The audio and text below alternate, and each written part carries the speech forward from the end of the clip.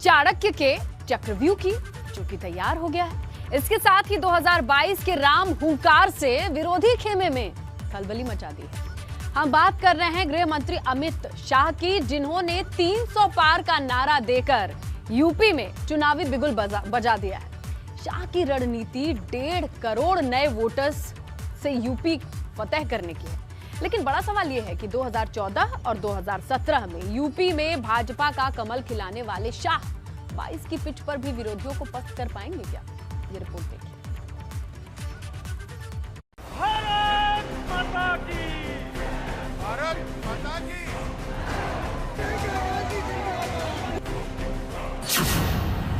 UP का चुनावी plan तैयार, विपक्ष पर शाह का वार। 22 जीतने की चाह, रणनीति बनाने जुटे शाह। यूपी जिताएंगे नए वोटर, कार्यकर्ताओं को शाह का ऑर्डर। यूपी में फिर से 300 पार का संकल्प का मुट्ठी बिंचिए। 2022 की जंग में यूपी को अभेद बनाने के लिए भाजपा के सबसे बड़े चाणक्य मैदान में उतर आए हैं। चुनावी मौसम में माहौल कैसे बनाया जाता है और क्यों उन्हें चुनावी रणनीति का सबसे बड़ा उस्ताद माना जाता है, यह अमित शाह ने लखनऊ पहुंचते ही साफ कर दिया।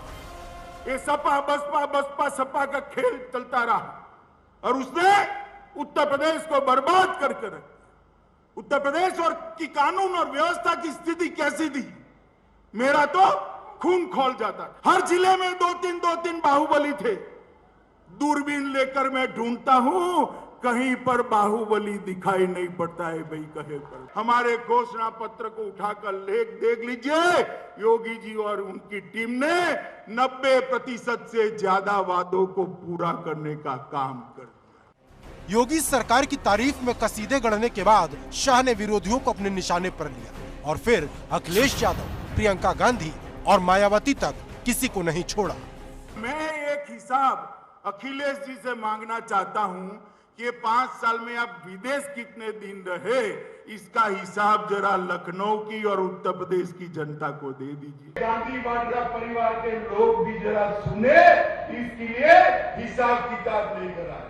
कुछ लोग ऐसे होते हैं जैसे बारिश में मेंढक पार आ जाता है, ऐसे चुनावी मेंढक भी चुनाव के वक्त ही बाहर आते।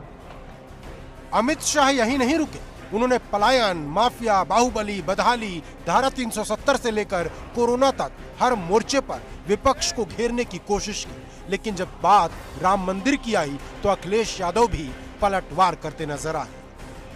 ये अखिलेश एंड कंपनी 2014, 17 और 19 में हमें ताने लगाती थी, मंदिर वही बनाएंगे, तिथि कभी नहीं बताएंगे। अखिलेश बाबू, तिथि बताना नहीं, मंदिर की नींव भी डाल दी है। आप तो 5000 रुपया देने से भी चूक गए। उनसे अच्छा मंदिर मैं बनाऊंगा।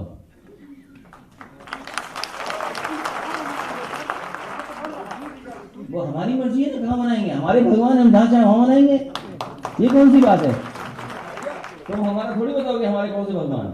भाई सर क्या करेंगे उसमें? भगवान हमारे, हम जहाँ चाहेंगे वहाँ बनाएंगे। यहाँ जितने समाजवादी लोग बैठे सबके घर में मंदिर है।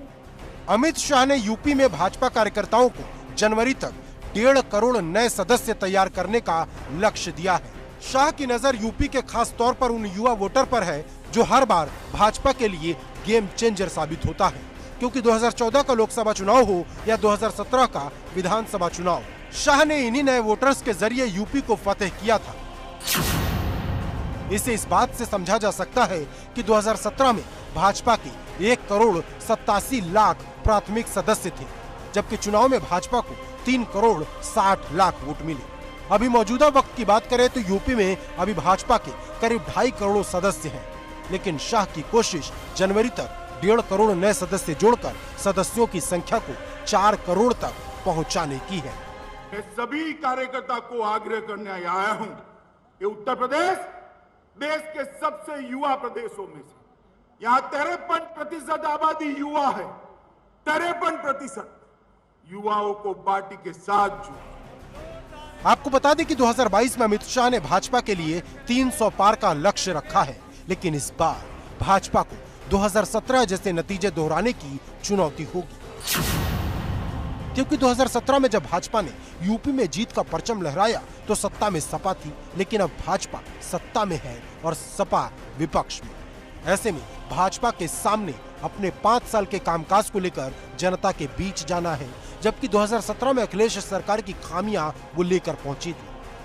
यूपी में पिछले 3 दशक से हर 5 साल पर सत्ता परिवर्तन होता आ रहा है, मतलब सत्ता में रहने वाली पार्टी की सरकार में वापसी नहीं हो पाती। ऐसे में अमित शाह के सामने भाजपा को वापसी कराने से लेकर 2017 जैसे नतीजे दोहराने की चुनौती होगी। वहीं कृषि कानून को लेकर किसान आंदोलन ने पश्चिमी यूपी में भाजपा के लिए चुनावी चिंता खड़ी कर दी, क्योंकि 2017 में पश्चिमी यूपी में जाट और मुस्लिम की दूरी भाजपा के लिए संजीवनी साबित हुई थी, लेकिन इस बार हालात बदल गए हैं। कुछ ऐसा ही हाल पूर्वांचल का भी है। 2017 में ओम प्रकाश राजभर को साथ लेकर भाजपा ने पूर्वांचल में सपा का सफाया कर दिया था, लेकिन अब वही राजभर अखिलेश की साइकिल पर बैठ गए हैं। ऐसे में भाजपा का समीकरण गड़बड़ा सकता है। इसके अलावा लखीमपुर खीरी की घटना से तराई बेल्ट के किसान भी नाराज हैं, जो भाजपा के लिए बड़ी चुनौती हो सकती है।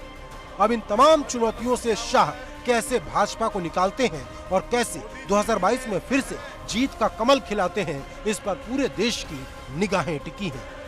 लखनऊ से अनुभव शुक्ला के साथ शैलेश अरोड़ा, ABP गंगा।